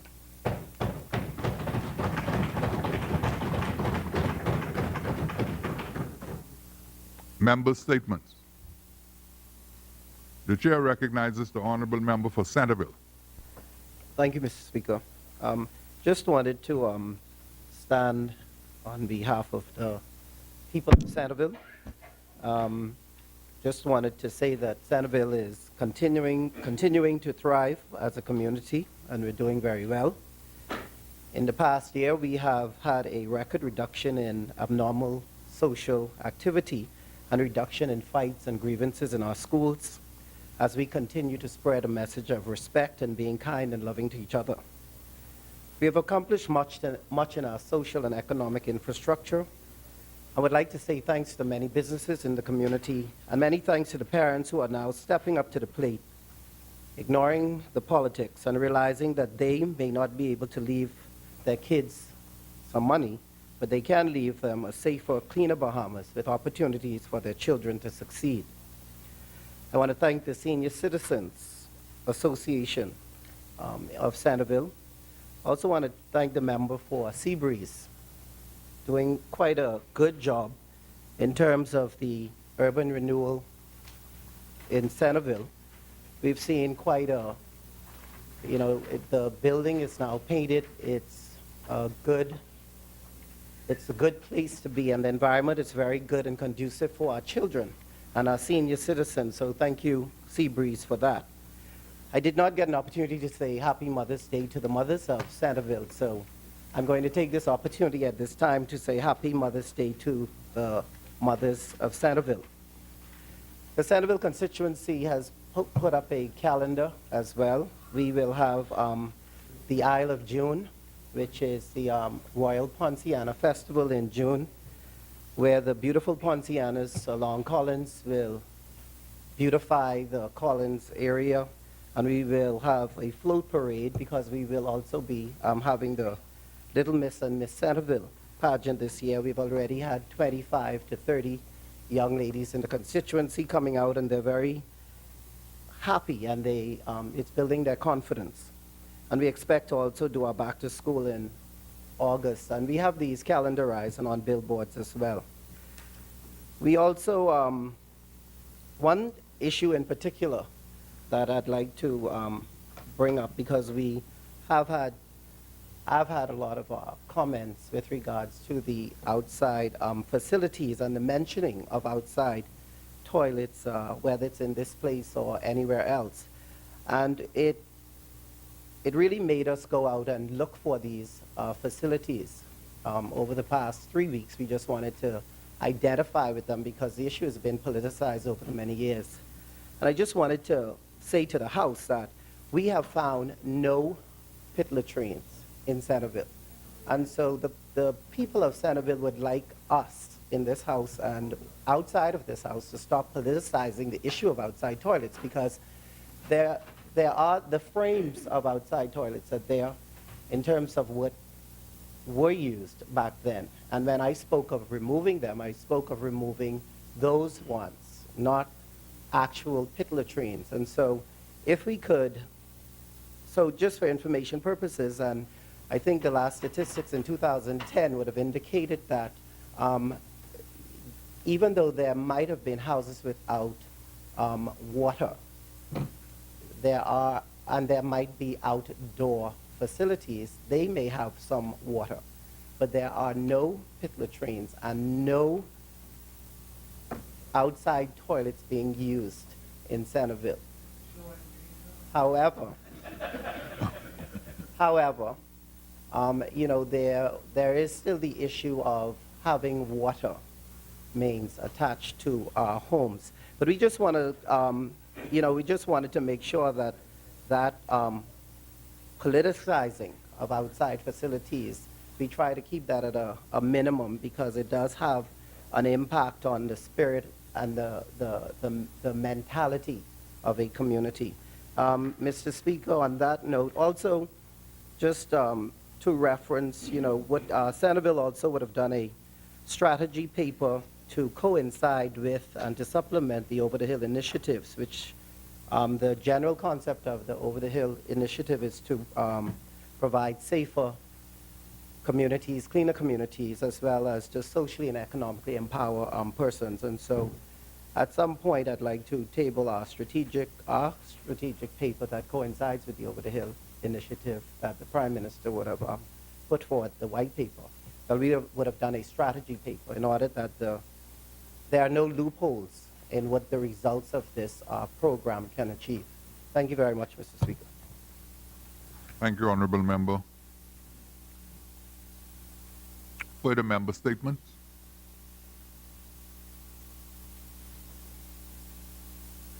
Appointments of select committees. The chair recognizes the Honorable Member for Bamboo Town. Mr. Speaker, I think this is a wonderful opportunity for us to break until 3 p.m. I do not want the member for Engliston to get into full stride and for us at 1 o'clock to have to break. We want full strength. I also take this opportunity, Mr. Speaker, in suspending until 3 p.m. to also invite all members to the groundbreaking ceremony of a new hotel facility that's going to be across the road from the Prime Minister's office. It is, what is it called? What is it called, St. Anne's? Gold? Wind Gold. So it will be groundbreaking at 1:30, I think, is the ceremony. So we're inviting all members down to the groundbreaking that's going to take place. And Mr. Speaker, I do now move that the House suspends until 3 p.m., where we will then pick up with the agenda. It has been moved and seconded that the business of the House do suspend until 3 p.m. this afternoon. As many as are in favor will remain seated.